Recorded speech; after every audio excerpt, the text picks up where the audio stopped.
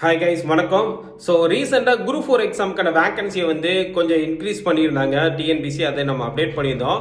So இப்போ இந்த வேகன்சியை பற்றி ஒரு சின்ன அப்டேட் வந்து டிஎன்பிசிலேருந்து கொடுத்துருக்காங்க. என்ன அப்படின்னா, அதாவது ஃபாரஸ்ட் கார்டு அண்ட் வாட்சரை தவிர ஜூனியர் ரெசிடென்ட் அண்ட் விஓ இந்த போஸ்டிங் எல்லாமே சேர்ந்து இந்த வருஷம் 4400 சம்திங் வேகன்சி வந்து நாங்கள் பப்ளிஷ் பண்ணியிருக்கோம்.